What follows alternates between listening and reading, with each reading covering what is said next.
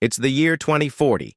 Global warming has melted the polar ice caps, lowered sea levels, and revealed something impossible, an ancient civilization that has laid dormant for millennia, the ruins of a grand city, perfectly preserved under the waves. An international team of scientists aboard the research vessel Nautilus detects the ruins on their sonar.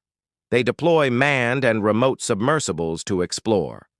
Bathymetric scanners map the sea floor, revealing massive stone structures. The submersible's camera lights flicker across grand marble columns. Spiral staircases carved into basalt and coral-encrusted statues of a civilization more advanced than we could have ever imagined. Suddenly, the submersible's sonar picks up a massive gate in the distance. It looms closer and closer until the camera can make out its size and structure. Then, right before their eyes, it swings open with a grinding roar. Pressure sensors on the sub's hull activate, confirming the submersible's intrusion into the city. Gears, algae fouled for centuries, churn back to life and reveal a breathtaking sight.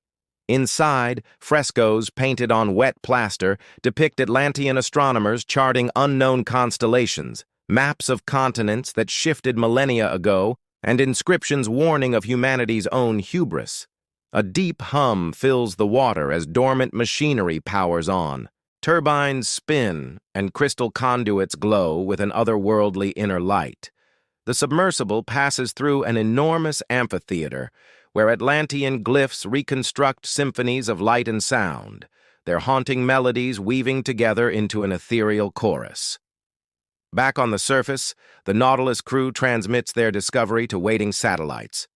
Within hours, the world knows that Atlantis is real. Governments scramble naval fleets and satellites reroute to capture high-resolution imagery. Media outlets flood with footage of the rising city, and the world watches as the lost civilization emerges from the depths.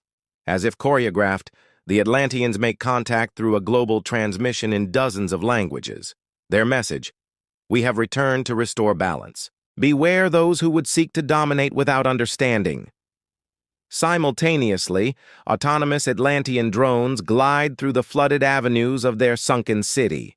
Bioluminescent spheres of living coral and bronze. They release purified water and regenerate collapsed reefs, while sensors monitor the health of the surrounding ecosystem. On board the Nautilus, scientists discover remnants of Atlantean biotechnology. Vast kelp forests, genetically engineered to produce clean biofuel, and crystalline power cores that harvest geothermal energy. With the fate of the planet hanging in the balance, surface labs race to reverse engineer these breakthroughs. Meanwhile, coastal cities witness the first fruits of Atlantean technology as floating platforms rise from the waves, harnessing the power of the tides and the currents to generate hydroelectric power. Entire boroughs powered by clean, renewable energy.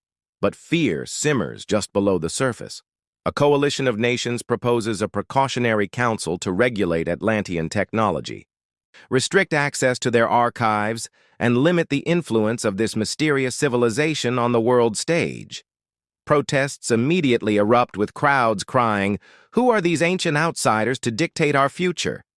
In response, the Atlanteans host a summit in a submerged dome city, extending invitations to world leaders, scientists, and cultural ambassadors. One by one, submersibles descend into the heart of the ocean to bear witness to Atlantean archives. There, they find records of their civilization's ecological stewardship, starship blueprints, and art that celebrates unity among diverse cultures. As the summit concludes, the Atlanteans reveal their purpose. They offer humanity a choice: adopt their technologies to avert ecological collapse or face the consequences of repeating past mistakes. The final image shows the sun setting behind a half-submerged temple as a voiceover intones, "The age of Atlantis is upon us. Will we learn from the past or sink again into our own destruction?"